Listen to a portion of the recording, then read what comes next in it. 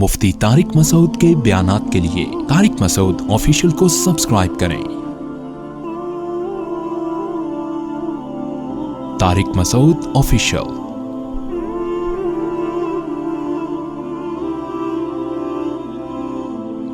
ہوتا یہ ہے کہ جتنے بھی پیغمبر جب دعوت دیتے ہیں تو غریب لوگ زیادہ دعوت پر ایمان لاتے ہیں، کیونکہ غریب آدمی خواہش پرست نہیں ہوتا، اس نے عیاشی دیکھی نہیں ہوتی، اس کے لیے حق کو قبول کرنا آسان ہوتا ہے۔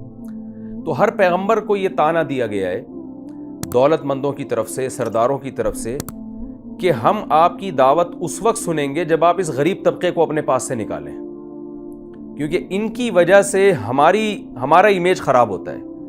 ہم ایسی دعوت کو پر لبیک کیوں کہیں جس میں غریب لوگ زیادہ ہوں؟ یہ ایسا ہی ہے نا، جیسے آپ نے ولیمے میں اپنے بلا لیے غریبوں کو، 2-4 دولت مندوں کو بلا لیا، تو وہ دولت مند دوست آپ کو کہیں گے کہ یار یہ اتنے سارے غریب لوگ ہیں، بالکل جو ہے نا وہ پھٹے پرانے کپڑے ان کے، ہم ان میں سوٹ ٹائی کے ساتھ اچھے نہیں لگیں گے ہم ان میں۔ تو یہ ایک انسان کے اندر ایک عیب ہوتا ہے کہ وہ غریبوں کے ساتھ بیٹھنے کو ناپسند کر رہا ہوتا ہے۔ تو اچھا، ایسی چیز کو ناپسند کر رہا ہوتا ہے کہ جس چیز کی نسبت غریبوں کی طرف کر دی جائے، تو اپنی پرسنالٹی کے خلاف سمجھتا ہے اس کو۔ تو یہاں بھی نبی صلی اللہ علیہ وسلم کو یہ طعنہ دیا جاتا تھا کہ یہ جو آپ کے ارد گرد بلال حبشی جیسے لوگ اور عبداللہ بن مسعود جیسے لوگ جمع ہو گئے ہیں، اتنے غریب لوگ جمع ہو گئے ہیں، تو ہم تو سردار لوگ ہیں، جب تک یہ آپ کے دائیں بائیں سے ہٹیں گے نہیں، ہم آپ کی دعوت قبول نہیں کریں گے۔ اور یہ طعنہ بھی دیا کرتے تھے کہ اہؤلاء من اللہ علیہم من بیننا، کہ اگر اسلام دین برحق ہے تو جو مسلمان ہوئے ہیں اس کا مطلب اللہ نے ان پہ بڑا احسان کیا۔ تو یعنی توہین سے کہتے تھے یہ ہیں وہ لوگ جن پر اللہ نے ہمارے درمیان میں سے احسان کیا ہے، یعنی اسلام کے لیے ان کو سلیکٹ کیا، یہ قوم کے قائدین بنیں گے اور یہ اسلام کے پیشوا بنیں گے۔ تو مطلب یہ کہ اسلام برحق مذہب نہیں ہے، اگر برحق ہوتا تو قوم کے جو سلیکٹڈ لوگ ہیں، جو ذہین فتین لوگ ہیں، ایجوکیٹڈ لوگ ہیں اور پڑھے لکھے لوگ ہیں اور جناب مالدار لوگ ہیں، سردار لوگ ہیں، اچھے نسب والے لوگ ہیں، ان کو سلیکٹ کیا جاتا ہے نا، یہ غریبوں کو کیا ہے یہ؟ تو یہ طنز بھی کیا کرتے تھے۔ تو اس طنز کی وجہ سے بعض روایات میں آتا ہے کہ نبی صلی اللہ علیہ وسلم نے ارادہ کیا کہ بھئی مصلحتاً میں ان غربا اور جو مسکین لوگ ہیں ان کو اپنی محفل سے وقتی طور پر مصلحت کی وجہ سے دور کر دیتا ہوں تاکہ مالدار لوگ آ جائیں۔ اور بعض روایات میں آتا ہے کہ حضرت عمر رضی اللہ تعالیٰ عنہ نے بھی نبی صلی اللہ علیہ وسلم کو مشورہ دیا کہ یا رسول اللہ، آپ وقتی طور پر اس کا انتظام کر لیں کہ وقتی طور پر آپ ان کو اپنے آپ سے دور کر دیں، تاکہ ایک فائدہ ہو جائے گا اور یہ مالدار لوگوں کی اکثریت آپ کے گرد جمع ہو جائے گی، ان کو گھن آتی ہے ان کے ساتھ بیٹھتے ہوئے، تو آپ جو ہے وہ اس طرح کر لیں کہ اپنی دعوت کا جو مخاطب ہے وہ صرف کچھ وقت کے لیے مالدار لوگوں تک محدود رکھیں آپ۔ اس طرح کے مشورے بعض صحابہ نے بھی دیے، خود حضرت عمر رضی اللہ تعالیٰ عنہ سے بھی ایک روایت ہے انہوں نے مشورہ دیا۔ تو قرآن کی آیتیں نازل ہوئیں اور نبی صلی اللہ علیہ وسلم کو قرآن نے بہت سختی کے ساتھ اس عمل سے روک دیا، اور اتنی سختی کی قرآن نے اس میں کہ قرآن نے یہ نہیں کہا کہ آپ ان غریبوں کو اپنی محفل سے دور نہیں کر سکتے، بلکہ قرآن نے کہا وَلَا تَطْرُدِ الَّذِينَ يَدْعُونَ رَبَّهُمْ بِالْغَدَاةِ وَالْعَشِيِّ، جو لوگ صبح و شام اپنے رب کو پکارتے ہیں، کیونکہ وہ غریب لوگ ہی تھے جو صبح و شام عبادت کرتے تھے اور صبح و شام اللہ سے مناجات کیا کرتے تھے۔ تو قرآن نے ان غریبوں کی اس صفت کو ہائی لائٹ کیا ہے کہ آپ ان کی غربت کو نہ دیکھیں، ان کے اس صفت کو دیکھیں کہ یہ صبح و شام اپنے رب کو پکارتے ہیں، یریدون وجہہ، اور صبح و شام اپنے رب کی رضا کے اندر لگے ہوئے ہیں۔ تو اللہ یہ نہیں سمجھے گا کہ آپ نے غریب کو اپنی محفل سے نکال دیا ہے، بلکہ اللہ اس کو یوں تعبیر کرے گا کہ آپ نے عبادت گزاروں کو اور اللہ کی رضا کے متلاشی، جو اللہ کی رضا چاہنے والے لوگ ہیں، ان کو اپنی محفل سے نکال دیا ہے۔ اللہ کی نظر میں اس کو یہ عمل سمجھا جائے گا۔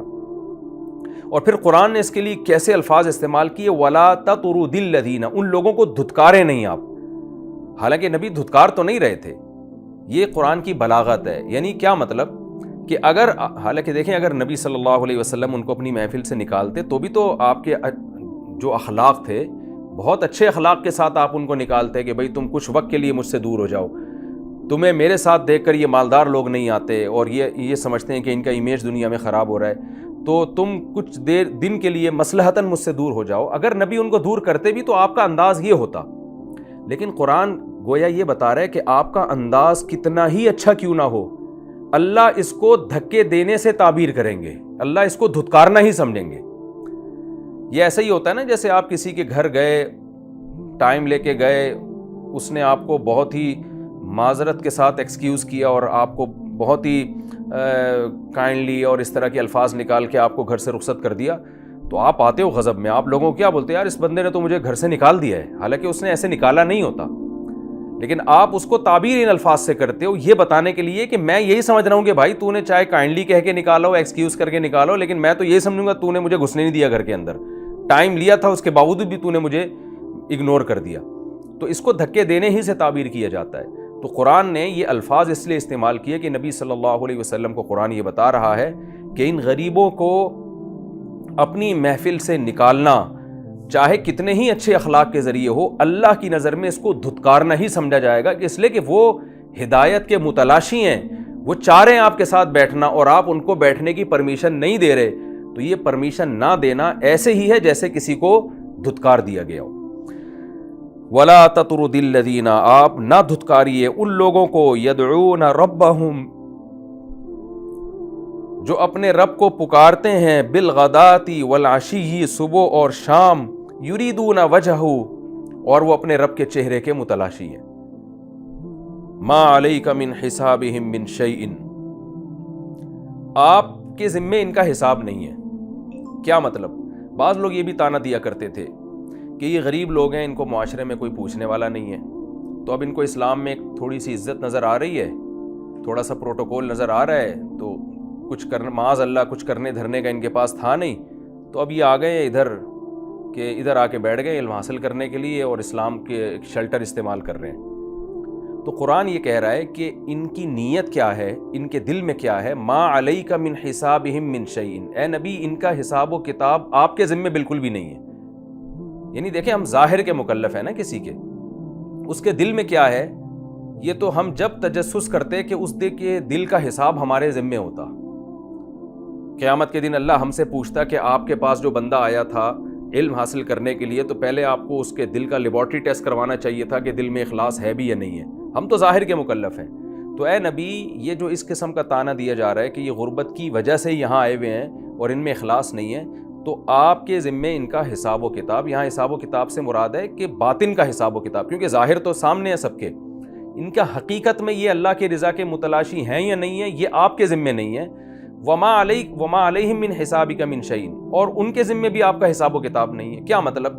یہ جملہ جب ریپیٹ کیا جاتا ہے جب یہ بتانے کے لیے کہ جیسے ان کے ذمے آپ کا حساب و کتاب نہیں ہے, تو ایسے ہی آپ کے ذمے بھی ان کا نہیں ہے. جیسے کوئی شخص کہتا ہے نا کہ بھائی تم مجھے جو ہے مجھ سے کس چیز کا مطالبہ کر رہے ہو, تو میں نے تو تم سے کوئی لین دین نہیں کیا, نہ تم نے مجھ سے کوئی لین دین کیا ہے. تو یہ دوسرا جملہ ریپیٹ کیا جاتا ہے پہلے کو سمجھانے کے لیے, کہ جیسے تم نے مجھ سے کوئی قرض نہیں لیا تو میں نے بھی تم سے کوئی قرض نہیں لیا.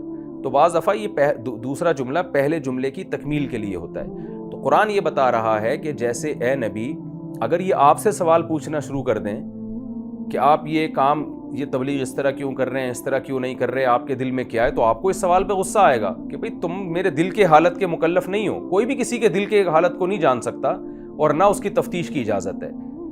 تو جیسے ان کے ذمے آپ کا حساب و کتاب نہیں ہے, آپ کا حساب و کتاب بھی اللہ کے ذمے ہے, تو بالکل اسی طرح آپ کے ذمے بھی ان کا حساب و کتاب نہیں ہے. یعنی ان کے دل کی حالت کو ٹٹولنا کہ دل میں ان کے کیا ہے یہ آپ کے ذمے نہیں. آپ ان کے ظاہر کو دیکھیں گے, یہ آئے ہیں علم حاصل کرنے کے لیے, اسلام قبول کیا انہوں نے اور اسلام میں پہل کی ہے, تو آپ نے ان کو عزت دینی ہے اور آپ ان کو اپنی محفل سے دھتکار نہیں سکتے.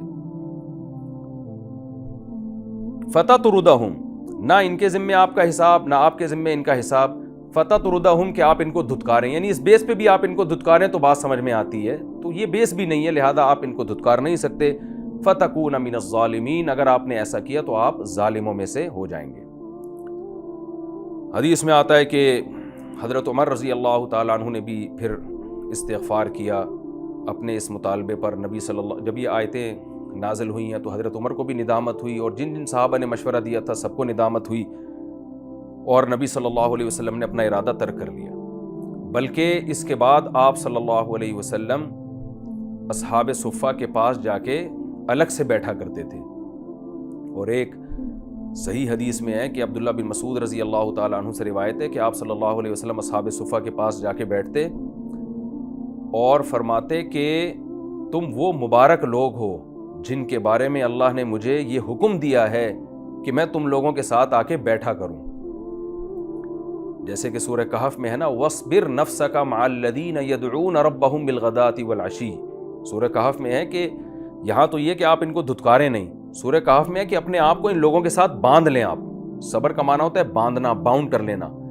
وَاصْبِرْ نَفْسَكَ کہ اے نبی آپ اپنے آپ کو ان لوگوں کے ساتھ جوڑ کے رکھیں، باندھ کے رکھیں جو اپنے رب کو صبح و شام پکارتے ہیں. تو آپ صلی اللہ علیہ وسلم ان مسکین صحابہ کے پاس جاتے اور ان کو یہ آیت پڑھ کے سناتے کہ تم وہ مبارک لوگ ہو جن کے ساتھ اللہ نے مجھے بیٹھنے کا حکم دیا ہے. یہ بالکل ایسے ہی ہے جیسے عبداللہ ابن ام مکتوم رضی اللہ تعالیٰ عنہ نابینا صحابی آئے اور آپ صلی اللہ علیہ وسلم نے ناگواری کا اظہار کیا کہ یہ ایسی اس وقت کیوں آ گئے.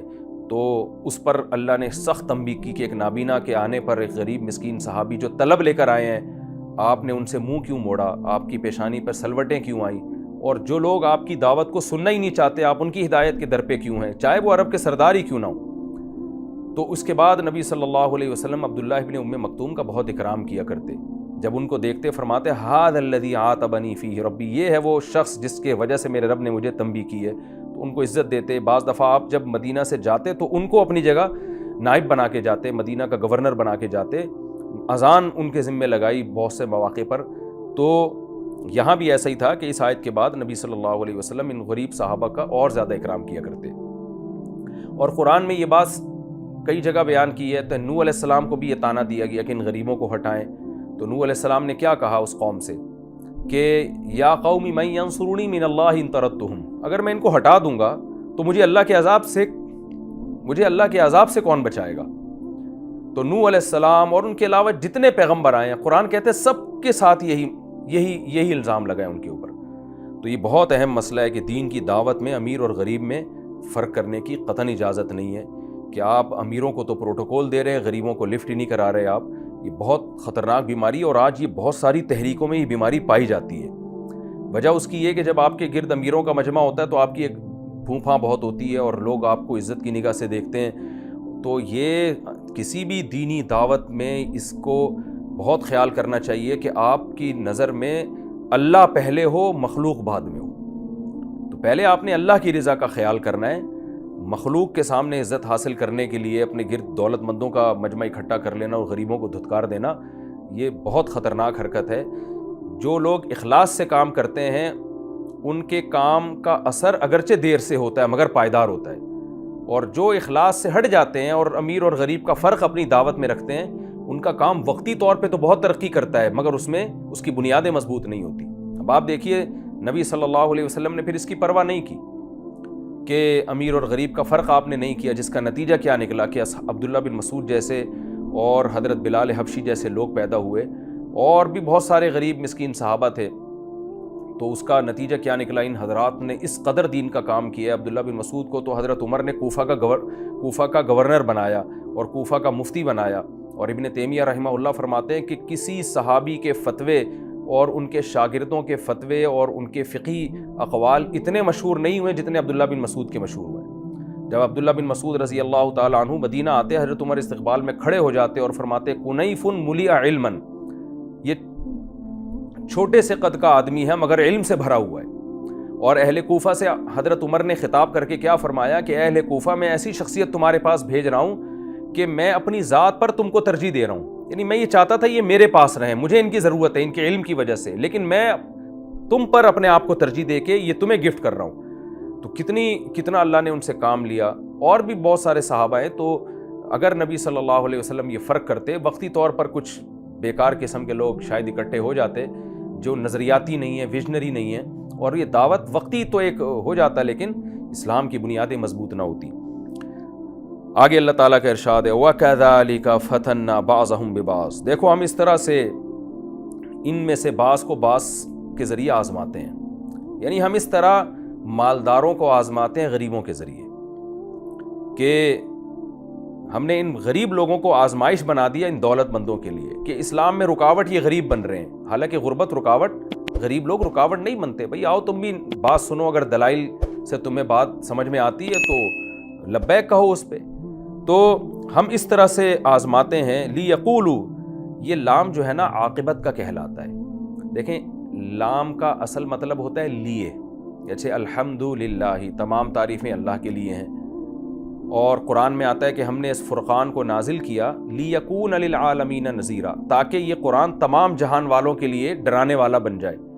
لیکن بعض دفعہ یہ لام لیے ترجمہ تو لیے ہوگا، لیکن اس کا مطلب لیے نہیں ہوتا، بلکہ اس کا مطلب ہوتا ہے کہ یہ کام ہے جس کا رزلٹ یہ نکلے گا.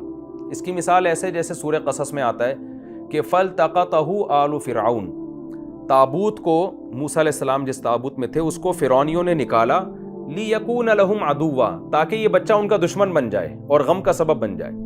اب حالانکہ اس لیے نہیں نکالا تھا کہ وہ بچہ غم کا سبب بن جائے. تو یہاں بھی لیکون میں لام کا مطلب یہ ہوگا عاقبت. یہ لفظ یاد کر لیں، لام عاقبت کا ہے. عاقبت کا مطلب انجام. اس کا مطلب کیا ہوگا کہ فرعونیوں نے وہ تابوت نکالا لیکون لہم عدوا وحزنا، جس کا انجام یہ ہونے والا تھا کہ یہ بچہ ان کا دشمن بننے والا تھا اور غم کا سبب بننے والا تھا. یعنی فرعون نے یہ کام کیا اس لیے نہیں تھا، لیکن اس کا رزلٹ بہرحال یہ نکلنا تھا. تو یہاں بھی یہ رزلٹ کے لیے وَكَذَلِكَ فَتَنَّا بَعْضَهُمْ بِبَعْضٍ، ہم نے اس طرح بعض لوگوں کو بعض کے ذریعے آزمایا ہے. اس آزمائش کا نتیجہ کیا نکلتا ہے؟ لِيَقُولُوا، تاکہ یہ مالدار لوگ یہ کہا کریں أَهَٰؤُلَاءِ مَنَّ اللَّهُ عَلَيْهِمْ مِن بَيْنِنَا، مَنَّ اللَّهُ عَلَيْهِمْ مِن بَيْنِنَا، یہ ہیں وہ لوگ کہ اللہ نے جن کو ہمارے بیچ میں سے سلیکٹ کر کے ہدایت دی ہے، یہ ہیں وہ لوگ. یعنی یہ تو ہو ہی نہیں سکتے اس طرح کے لوگ کہ جن کو ہدایت ملے. تو اس کا مطلب یہ ہدایت ہے ہی نہیں.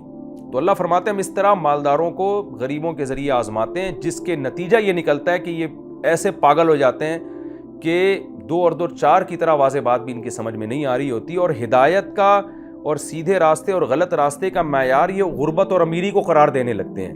یہ نتیجہ نکلتا ہے. تو یہ ہے ان کی آزمائش جس میں یہ اس طرح سے ناکام ہوتے ہیں. الیس اللہ بعالم بالشاکرین، آگے اللہ ان کے جو اس وقت کے دولت مند جو مشرک تھے ان کو جواب دے رہا ہے. الیس اللہ بعالم بالشاکرین، کیا اللہ زیادہ نہیں جانتا شکر گزاروں کو؟ اللہ کو نہیں پتا کس کو میں نے ہدایت دینی ہے اور کس کو نہیں دینی؟ یعنی اللہ ان سرداروں سے پوچھے گا کہ تم بتاؤ کون جنت میں جائے گا اور کون جہنم میں جائے گا؟ تو اللہ کو پتا ہے کس کے دل میں انابت ہے، کون ہدایت چاہتا ہے اور کون نہیں چاہتا. تو جو چاہتا ہے وہ شکر گزار ہے، اس کو ہدایت ملتی ہے. تو یہ غریب لوگ جو نبی کے گرد اکٹھے ہوئے ہیں یہ شکر گزار ہیں، یہ ہدایت کے متلاشی ہیں، اس لیے اللہ نے ان کو ہدایت دی ہے. تم متلاشی نہیں ہو، تم تلاش نہیں کر رہے ہدایت، اس لیے تمہیں اللہ نے محروم کر دیا.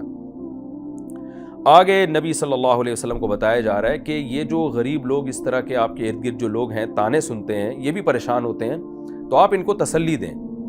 نہ صرف یہ کہ آپ اپنی مجلس سے نکالیں نہیں، بلکہ ان کے سامنے ان کے فضائل ان کو پڑھ کے سنائیں. اور وہ فضیلت کیا ہے وہ قرآن کہتا ہے میں بیان کرتا ہوں، یہ آپ ان کو آیت پڑھ کے سنائیں. وَإِذَا جَاءَكَ الَّذِينَ يُؤْمِنُونَ بِآيَاتِنَا، اے نبی جب آپ کے پاس وہ لوگ آیا کریں جو ہماری آیتوں پر ایمان رکھتے ہیں، فقل، یعنی یہی جو لوگ جن کا تذکرہ چل رہا ہے، فقل، تو ان کو کہا کیجئے سلام علیکم، تم پر سلامتی ہو. کتب ربکم علی نفسہ الرحمہ، تمہارے رب نے اپنی ذات پر تمہارے لیے رحمت کو لکھ لیا ہے. وہ کیسے رحمت لکھ لیا؟ انہ من عمل منکم سوءا بجہالۃ، کہ تم میں سے اگر کسی سے جہالت میں کوئی گناہ ہو بھی گیا، ثم تاب من بعدہ، اس کے بعد اگر اس نے توبہ کر لی، واصلح، اور آئندہ عمل کو درست کر لیا، فانہ غفور الرحیم، تو وہ اللہ تعالیٰ معاف کرنے والا اور رحم کرنے والا ہے. کیا مطلب؟ آپ ان کو بتا دیں کہ تمہاری غربت کے باوجود جو تمہارا ایمان ہے وہ اللہ کی نظر میں اتنا ویلیو والا ہے کہ اس ایمان کے ساتھ اگر تم سے کبھی غلطی ہو بھی جائے تو توبہ کا دروازہ اللہ نے تمہارے لیے کھولا ہوا ہے. اور جو ایمان لانے والے نہیں ہیں، چاہے وہ کتنے ہی مالدار ہیں، عرب کے سردار ہی کیوں نہ ہو، ان کے لیے جب تک وہ ایمان نہیں لاتے توبہ کا دروازہ بند ہوا ہوا ہے. تو تم ایسے ہو کہ اگر تم سے غلطی ہو بھی جائے، گناہ ہو بھی جائے، تو بھی اللہ سے توبہ کا دروازہ کھلا ہوا ہے. یہ رحمت اللہ نے اپنے اوپر لکھ لی ہے. تو اتنا پاورفل ایمان ہے تمہارا. تو یہ ان کو آپ خوشخبری سنا دیں کہ کسی سے بھی جہالت میں گناہ ہو گیا اور توبہ کر لے گا اور اصلاح کر لے گا تو اللہ اس کو معاف کرنے والا اور رحم کرنے والا ہے. یہاں قرآن یہ کہہ رہے ہے کہ جہالت میں گناہ ہو جائے، تو جہالت سے مراد یہاں کم علمی نہیں ہے، خوب سمجھ لیں، کیونکہ یہ لفظ ایک اور جگہ قرآن میں استعمال ہوا ہے کہ جو جہالت میں گناہ کرے گا تو پھر توبہ کرے گا تو اللہ معاف کر دیں گے. یہاں جہالت سے مراد یہ ہے کہ جو شخص بھی گناہ کرتا ہے، علماء کہتے ہیں وہ جہالت میں ہی کر رہا ہوتا ہے، کیونکہ یہ کام جہالت کا ہے. یہاں جہالت سے مراد ہے اللہ کی معرفت اور آخرت میں سزا کا تصور، اس سے وہ جاہل ہو جاتا ہے۔ دیکھیں کوئی کتنا ہی ایمان والا ہو، جہنم پہ 100% یقین بھی ہو، بعض دفعہ شیطان گناہ کے وقت اللہ کا خوف اس کی نظروں سے اوجھل کر دیتا ہے۔